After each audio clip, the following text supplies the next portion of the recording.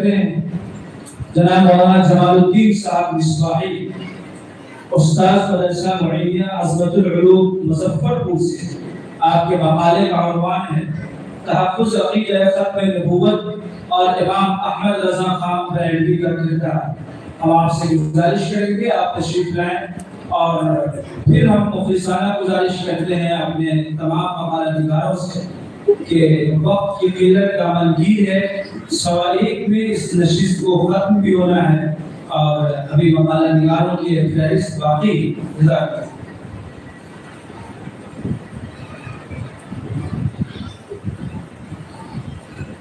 السلام علیکم ورحمۃ اللہ وبرکاتہ۔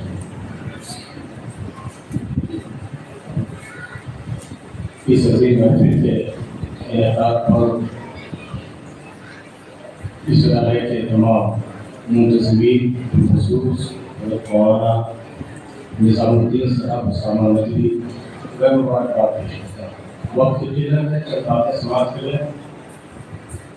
آفتاب اسلام کو شروع ہوئے 250 سال سے زیادہ عرصہ بیت چکا ہے۔ اس عرصے میں اس پاک دین نے ہزاروں فلاحوں کا مقابلہ کیا، مگر اس کی قوت و شوکت کے سامنے وہ پسپا ہو گئی۔ حضور اکرم کے اس لہراتے ہوئے چمن پر بہت سی تیز آندیاں آئیں اور اپنا زور دکھا کر چلی گئی، مگر الحمدللہ یہ چمن اسی طرح سرسبز و شاداب رہا۔ اس آفتاب عالمتاب پر بارہا تاریخ بادل چھائے، مگر اس کی ذوفشانی کو مات نہ کر سکے۔ اور ایسا کیوں نہ ہو کہ رب تعالیٰ خود اس دین کا حافظ و ناصر ہے۔ ارشاد ربانی ہے اِنَّا نَحْنُ نَزَّلْنَا الذِّکْرَ وَإِنَّا لَهُ لَحَافِظُونَ، کہ ہم نے بھی قرآن اتارا اور ہم بھی اس کے حافظ ہیں۔ اس دین مدین پر کبھی یزیدی بادل آئے تو کبھی حجازی قوات، کبھی معمولی طاقت نے اس کے سامنے آنے کی جرأت کی تو کبھی تاتاری قوتیں اس سے ٹکرائی، کبھی خارجی شورش نے اس سے مقابلہ کیا تو کبھی روافظ کی طاقت نے اس کو زیر کرنے کی کوشش کی، کبھی صلیبی للکاریں اٹھی تو کبھی استعماری قوتوں نے اس کے چراغ کو بجھانے کی کوشش کی، کبھی بادشاہ اکبر نے حکومت اور طاقت کے زور میں فاصل میں اپنے باطل دین علی کے ذریعے اسلام کی صورت مس کرنے کی ناپاک اور ناکام کوشش کی، تو کبھی الہاتی طاقتوں نے زور لگایا، مگر وہ سب کے سب اس کوہی گرہ سے ٹکرا کر پاش پاش ہو گئے اور اسلام ہر واقعے میں سکھور رہا۔ نور خدا ہے کفر کی حرکت پسند اثر، منکوں سے یہ چراغ بجھایا نہ جائے گا۔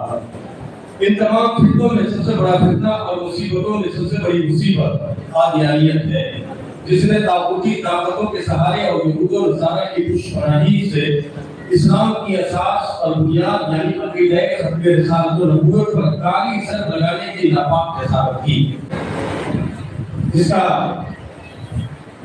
ترجمہ میں سے پیش کر رہا ہوں اور مفہوم کہ حضرت علی رضی اللہ تعالی عنہ کو اللہ کے نبی صلی اللہ علیہ وسلم نے غزوہ تبوک کے موقع پر مدینے میں اپنا نائب بنا کر کے چھوڑا۔ حضرت علی نے کہا کہ یا رسول اللہ آپ مجھے عورتوں اور بچوں میں چھوڑ دیتے جا رہے ہیں۔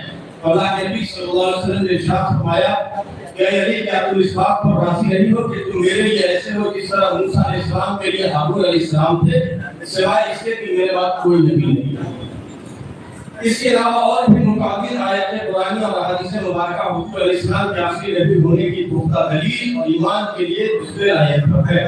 لہذا حضور کی خاتمیت کا انکار آیات قرآنیہ کا انکار ہے اور آیت قرآنیہ کا منکر کافر مردد ہے۔ سرسری طور پر قادیانیت کا پس منظر ذرا دیکھ لیں۔ 19ویں صدی کے آخر میں جب بڑے صدیق پاک و ہند میں مسلمان سیاسی اور فکری زوال کا شکار تھے، صوبہ پنجاب کے گرداسپور کے قادیان میں پیدا ہونے والا شخص مرزا غلام محمد قادیانی نے اسلام کی آڑ میں نئے فتنے قادیانیت کا آغاز کیا جو اسلام کی بنیادی عقیدے سے متصادم تھا۔ ابتدا میں اس نے خود کو اسلام کا مجدد مسلم قرار کیا، مگر بعد میں اس کے دعوے مسیح معبود مہدی اور پھر آخر نبوت کے جھوٹے دعوے سے کم ہو گئے۔ یہ فتنہ محض ایک مذہبی انحراف نہیں تھا بلکہ ایک سیاسی منصوبے کا حصہ تھا جو برطانوی سامراج کے زیر سایہ پروان چڑھا۔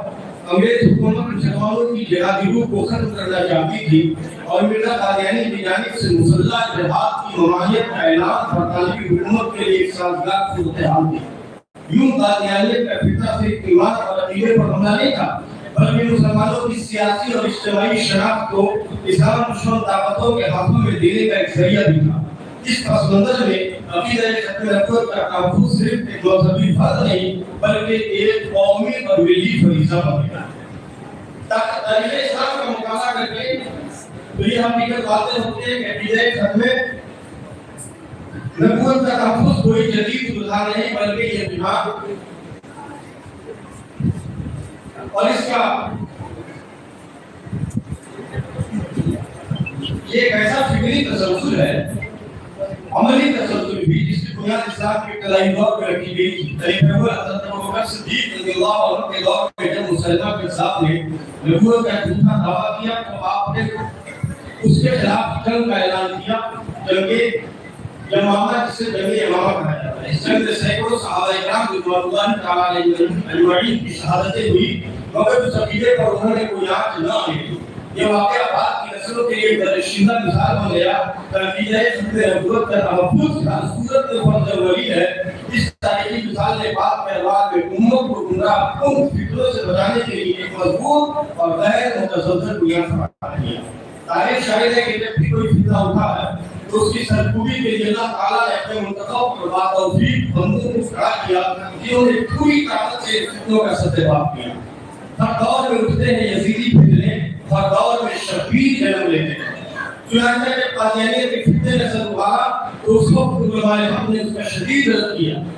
بلا تفریق عقائد نظریہ صدر رسالت و نبوت کی پہرےداری کی اور امت کو اس عظیم فتنے سے بچانے کے لیے ہمارا مصروف ہوئے۔ انہی علماء حق نے اپنے زمانے کے عظیم فقیہ، عظیم محدث اعلیٰ حضرت امام محمد رضا خان قادری بریلوی رحمۃ اللہ علیہ، جنہوں نے اپنی قدرات صلاحیت، غیر معمولی دینی بصیرت اور عشق رسول کے جذبے سے شرخار ہو کر اور آیت کریمہ محمد رسول اللہ والذین معه اشداء علی الکفار رحماء بینہم کی عملی تفسیر بن کر پوری زندگی انفاق حق کے طالب حاصل کرتے ہیں اور اپنے زمانے میں پیدا ہونے والے ہر فتنے کے تعاقب میں اپنے جوانوں طلب کا زور سر کیا، خاص طور پر رکھتے ہوئے نبوت کے مسئلے پر آپ کی خدمات سلوی کی حیثیت رکھتی ہے۔ آپ نے قرآن و حدیث اور علم سے ثابت کیا کہ اپنی نبوت دین کے اساس اور اس کا انکار صحیح پروف ہے۔ ذرا مختصر نظر ڈال لیتے ہیں۔ امام محمد رضا خان کے مختصر سوال نہیں مخصوص اور صاحب کا حوالہ ہے۔ امام محمد رضا خان فضل بریلوی کی ولادت 1856 میں شہر بریلی کے محلہ سوداگران کے بیوی گھرانے میں ہوئی۔ آپ کے والد ماجد علامہ نبی علی خان، جد امجد علامہ حسن علی خان اپنے زمانے کے مرد علماء و فقہا ہیں۔ ان بزرگوں کے آغوش تربیت میں قرآن پڑھنے کے نتیجے میں حضرت ابویزید سے آپ کا علمی اور قلبی ذوق سر کر کھولنے لگا۔ تقریباً 14 برس کے عمر میں تمام علوم عقلیہ و نقلیہ سے لیس ہو کر مسجد اقتداء کی سیرت بنے اور تقریباً 55 سے زیادہ علوم فنون پر امام محمد رضا خان کو مہارت تامہ حاصل تھی اور ان تمام علوم فنون پر 1000 سے زائد تصانیف آپ کے طور ہوئے علمی کی منہ کی تصویر ہے۔ آپ کے تعلق سے اقتباس نقل کر کے 2 منٹ میں اپنی بات کو عمل کروں۔ اللہ تبارک و تعالیٰ نے بے پناہ صلاحیتوں سے انہیں نوازا، چنانچہ امام محمد رضا خان سے نظریاتی اختلاف رکھنے والے حضرات بھی آپ کے تفوق علمی اور خداداد صلاحیت کو مختلف ہیں۔ جناب خالد بشیر احمد اپنی کتاب تاریخ محافظہ قادیانیت کے صفحہ 455 میں رحمت دراز ہے کہ مولانا احمد رضا بریلوی علیہ الرحمہ کی نام جانی سے کون واقف نہیں، انہیں علم و فضل اور تقویٰ میں خاص مقام حاصل ہے۔ ذہن میں ان کا ایک خطبہ پیش کیا جاتا ہے جس میں انہوں نے مرزا صاحب